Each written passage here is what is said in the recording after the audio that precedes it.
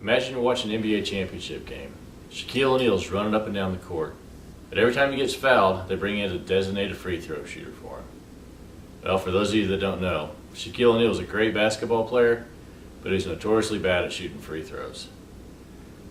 Well, that doesn't sound fair, does it? Well, no, it's not. And neither is the designated hitter rule in Major League Baseball. I'm Jeremy Shockey, and today I'm going to talk to you about why the designated hitter rule needs to be abolished for Major League Baseball. Well, first, what is the designated hitter rule? Well, the designated hitter rule was established in 1973. It was given a 3-year trial run in the American League only to see what the effects of having 9 solid hitters on the team versus letting the pitcher hit in his place. So, how's it used? Well, it gives the manager the opportunity to hit 9 hitters versus having 8 hitters plus the pitcher in the lineup. Because every time the pitcher changes, the person in that lineup changes as well. This way they have a consistent hitter in the lineup all throughout the entire game. So how does that change the strategy of the game? Well, if you don't have to remove your hitter every time you change your pitchers, then it gives the manager the opportunity to leave his pitcher in longer. So, for example, you're late in the 4th or 5th inning and you've got the tying run on third base and your pitcher's coming up to bat. More than likely, the pitcher is not going to score the run. They're just not that great of hitters. So, typically, you would pinch hit for him, bring in another hitter to hit to score the run. Well, as soon as that happens, the pitcher has to leave the game. Well, in the American League, they don't have that because now they have the designated hitter. So now they have 9 solid hitters throughout the entire lineup that can play throughout the entire game, and you don't have to worry about pulling your pitcher when you'd like to leave him in to pitch for the next inning. So this changes the dynamics of the game as well, as the starting pitchers are typically the better pitchers on the game. And your bullpen pitchers or your relief pitchers will typically give up more runs. Well, ideally in baseball, you want to knock out the starting pitcher as early as possible to get into the bullpen to increase your opportunity to score more runs. Well, if the manager doesn't have to pull that pitcher because he doesn't have to hit for him, they can stay in the game longer and make it harder for the opposing team to score against them. So why are some people in favor of the DH rule? Well, there's a couple reasons, and some of them make sense. I just don't necessarily agree with them. First off is you can extend the careers of some players. Some players who have gotten older, slower, or may not have been as defensively superior as somebody else can stay in the game in a hitting role only. Well, that makes sense.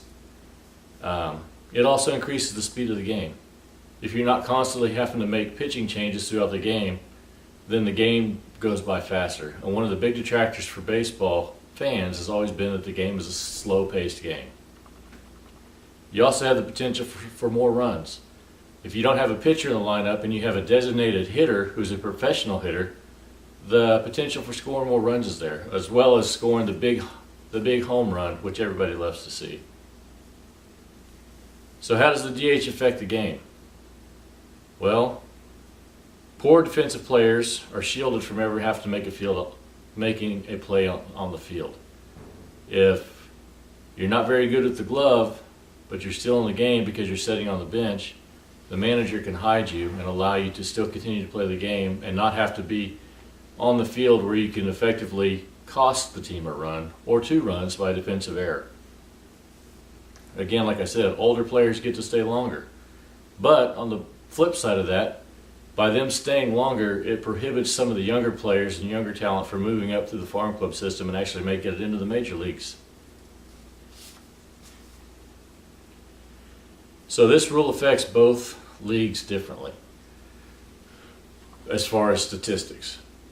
Statistics have been kept on baseball and records have been kept on baseball since the inception of baseball, from every pitch, every swing, every at-bat. Well, now you've got 2 different leagues playing under different rules, and it changes the way things are played out in the long term for these guys' careers. If you have a person playing in the American League who is going to consistently see better pitching longer, then that hitter's average is probably going to be lower. Versus the National League, if you get into the bullpen earlier, then their batting averages are going to tend to be higher. Conversely, the pitchers are going to have higher or lower earned run averages in the National League because they don't stay in the game quite as long as they would in the American League. So when you look at these players side by side, you may think one player being better than the other based upon their numbers, but it could just be the fact that they played in the American League versus the National League.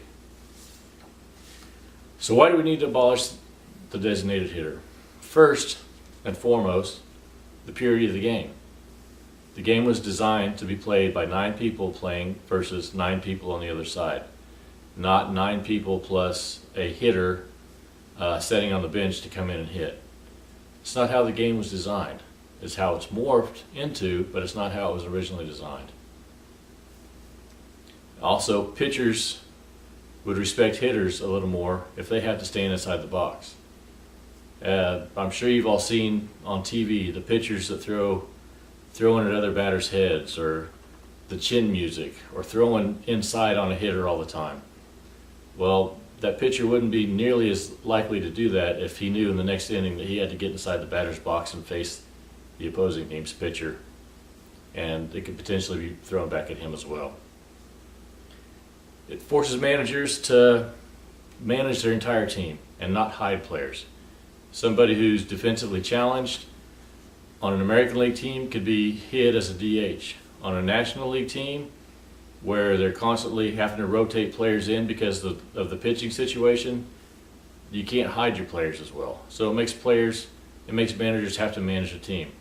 It also brings small ball back. You're not always having to swing for the fence every time that a hitter's in there.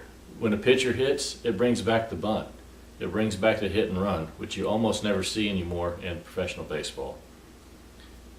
And lastly, if for no other reason, both leagues need to be playing under the same set of rules. I'm Jeremy Shockey, and this is why the designated hitter rule needs to be abolished from Major League Baseball.